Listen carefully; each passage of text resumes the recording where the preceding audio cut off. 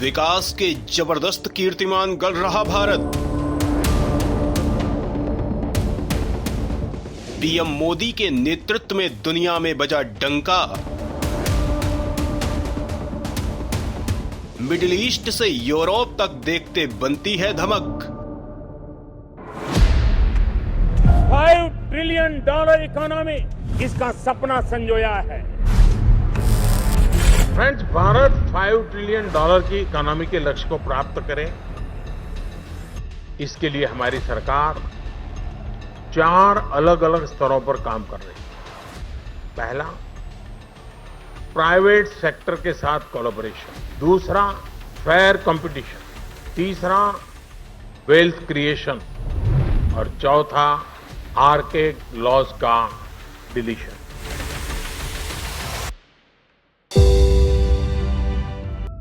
दोस्तों, पीएम मोदी के नेतृत्व में देश विकास के जबरदस्त कीर्तिमान गढ़ रहा है। आजादी के वक्त से केंद्र की सत्ता पर ज्यादातर एक दल और एक परिवार के नेतृत्व वाली सरकार राज करती रही और देश कभी पेट भरने के अलावा विकास के विषयों पर सोच नहीं सका। हर बार केवल गरीबी हटाओ जैसे नारों के बल पर चुनाव लड़े गए और देश की जनता को यह सोचने को मजबूर किया जाता रहा कि अभी हमारा देश काफी पीछे है, इसीलिए इस पर काम करने की जरूरत है। लेकिन सोचने का विषय ये है कि क्या 70 सालों के बाद भी गरीबी हटाओ जैसे नारे देश को चाहिए? क्या अब साइंस से लेकर राजनयिक धमक के लिए हमें काम नहीं करना चाहिए?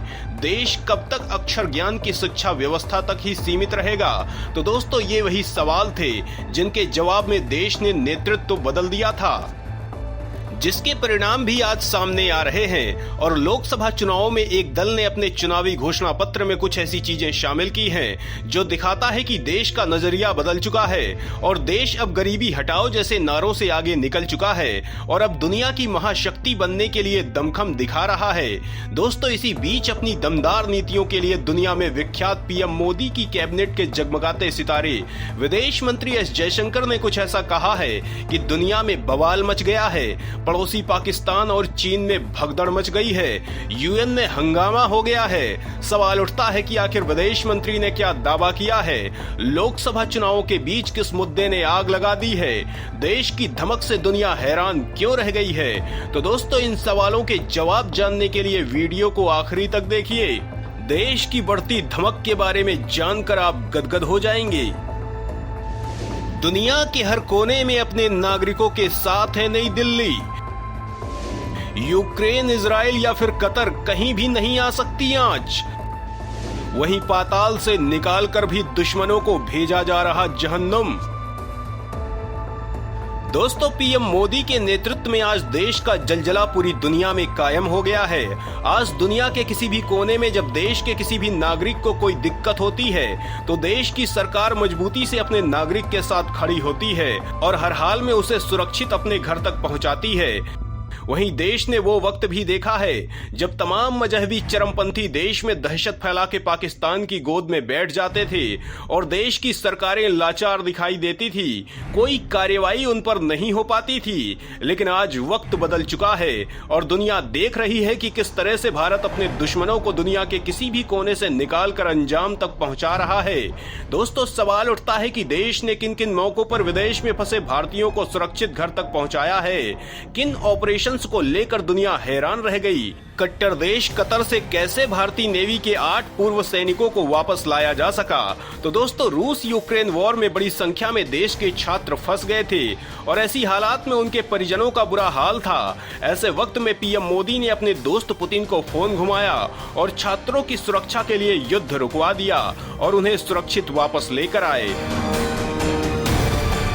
सरकार के कई मंत्री इस काम में लगाए गए। रूसी सेना ने छात्रों को सुरक्षित रोड से एयरपोर्ट तक पहुंचाया, उनके खाने पीने का भी ख्याल रखा। यहां तक कि पड़ोसी दुश्मन पाकिस्तान के छात्र भी तिरंगे के साए में सुरक्षित रहे। वहीं अमेरिकी सेना के अफगानिस्तान से चले जाने के बाद तालिबान फिर से अफगान की सत्ता में काबिज हो गया। ऐसे में पूरे देश में अराजकता फैल गई और धार्मिक अल्पसंख्यक समुदाय खतरे में आ गया। तब पीएम मोदी अपने दमखम से हिंदू, सिख और दूसरे अल्पसंख्यक समुदाय को सुरक्षित भारत लेकर आए। जबकि इजराइल हमास युद्ध के आरंभ होने के बाद भी तमाम देशवासी वहां से वापस लाए गए। दोस्तों, कोरोना के वक्त पूरी दुनिया में बड़ी संख्या में भारतवासी थे और मुसीबत के वक्त में हर कोई अपने परिवार के साथ वक्त बिताना चाहता था। तब देश की सरकार ने इसे गंभीरता से लिया और पूरे दमखम से उनकी वापसी पर लग गई और लोग पूरी सहजता से वापस आ सके। कतर में जब 8 पूर्व नौसैनिकों को पाकिस्तानी गुप्तचर संस्था ISI ने जाल में फंसाकर फांसी के फंदे तक पहुंचा दिया था, उस वक्त पीएम मोदी ने पूरी राजनयिक शक्ति का प्रयोग किया और न केवल उन पूर्व सैनिकों की सजा माफ कराई बल्कि सुरक्षित घर तक पहुंचाया। दोस्तों, सवाल उठता है कि कतर में ये पूर्व भारतीय नौसैनिक क्या काम करते थे, किस वजह से हुई थी फांसी की सजा, पाकिस्तानी गुप्तचर संस्था ने कैसे बिछाया था जाल। तो दोस्तों, ये पूर्व नौसैनिक Dahra global technologies and consulting services में काम करते थे और कतर के पनडुब्बी प्रोग्राम का टेंडर इस कंपनी को मिला था, जिसमें काम करने के लिए ये सारे नौसैनिक गए थे और जो कंपनी के लिए बेहद खास थे। इस कंपनी का मिडिल ईस्ट में वो दबदबा था कि तमाम देशों का टेंडर इसे ही मिलता था। दोस्तों, भारत की तरक्की से जलकर खाक हो रहे पाकिस्तान ने इन भारतीयों के खिलाफ साजिश रची थी, जिससे भारत दुनिया भर में अपना दबदबा कायम करके देश के विदेशी मुद्रा भंडार को मजबूत ना कर सके। दोस्तों, भारत ने बिना युद्ध किए पाकिस्तान को पस्त कर दिया है। उसकी आर्थिक स्थिति इतनी कमजोर हो गई है कि वो कर्जों और मदद के पैसों पर पूरी तरह निर्भर हो गया है। उधर कतर में करीब 1/4 आबादी भारतीयों की है। वहां से भारतीय भारी मात्रा में विदेशी मुद्रा भेजते हैं। इतना ही नहीं, भारत अपना 90% गैस आयात कतर से ही करता है। दूसरी तरफ पाकिस्तान का विदेशी मुद्रा भंडार लगभग खाली हो चुका है। उसे लगता है कि मुस्लिम देश में भारत की जगह उसके नागरिकों को काम मिलना चाहिए, जिससे उसकी आर्थिक स्थिति भी सुधर पाएगी।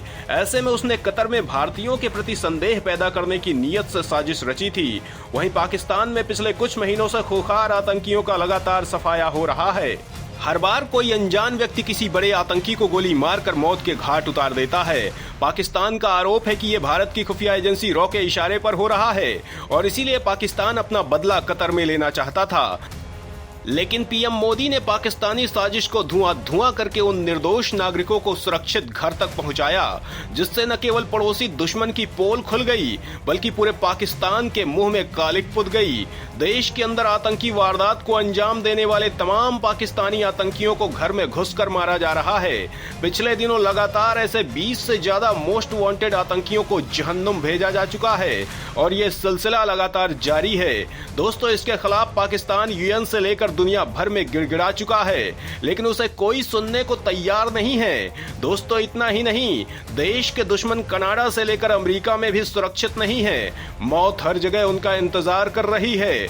दोस्तों, अब बदलते भारत का विजन भी बदल चुका है। इसीलिए सत्तारूढ़ दल ने अपना बड़ा विजन देश के सामने रखा है और विदेश मंत्री S जयशंकर ने इसी बीच एक ऐसा मुद्दा उठा दिया है कि विपक्ष समेत चीन पाकिस्तान चित्त हो गए हैं। सवाल उठता है कि आखिर जयशंकर ने किस बात की ठोकी है ताल? विपक्ष को क्यों नहीं मिल रहा है जवाब? पूरा देश क्यों कर रहा समर्थन? पड़ोसी दुश्मनों को नींद क्यों नहीं आ रही है? तो दोस्तों, इस बारे में जानने के लिए वीडियो को आगे देखिए।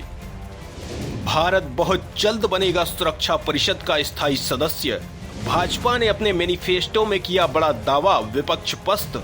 S जयशंकर ने किया ऐलान, पड़ोसी दुश्मन हुए हलाकान। दोस्तों, बदलते भारत की तस्वीर को इस बात से समझा जा सकता है कि इस बार के लोकसभा चुनावों में गरीबी हटाओ और मुफ्त की सुविधाओं की बात नहीं हो रही, बल्कि बात हो रही है सुरक्षा परिषद में स्थायी सदस्यता की।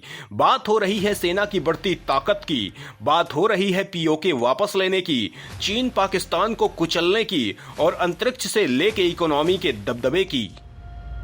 तमाम देशवासी चाहते हैं कि देश जल्द दुनिया की तीसरी इकोनॉमी बने, जिसके लिए पीएम मोदी ने वादा किया है। तीसरे टर्म में दुनिया की पहली 3 इकोनॉमीज में एक नाम भारत का होगा। दोस्तों, भारतीय जनता पार्टी ने अपने चुनावी घोषणा पत्र में ये वादा किया है कि सरकार बनने पर वो पूरी ताकत से सुरक्षा परिषद में स्थायी सदस्यता के लिए काम करेंगे। ये बहुत बड़े बदलाव का संकेत है कि अब देश दुनिया की महाशक्ति बनने को बेकरार है। दोस्तों, उड़ीसा के कटक में लोगों से बात करते वक्त विदेश मंत्री ने कहा कि हम सुरक्षा परिषद में स्थायी सदस्यता हासिल करके रहेंगे और मुझे पूरा विश्वास है कि हम उसे लेकर रहेंगे। लेकिन इस प्रक्रिया को तेज करने के लिए जरूरी है कि एक ऐसे हाथों में देश का नेतृत्व हो, जिसकी बात लोग माने, जिसकी वजह से हमें ये जगह मिल सके। उन्होंने कहा कि ये एक कठिन समय है, लेकिन सवाल ये है कि वो कौन है जो ये काम कर सकता है। आप किस पर भरोसा कर सकते हैं? वो कौन है जो इन चुनौतियों का सामना करके देश को आगे ले जा सकता है?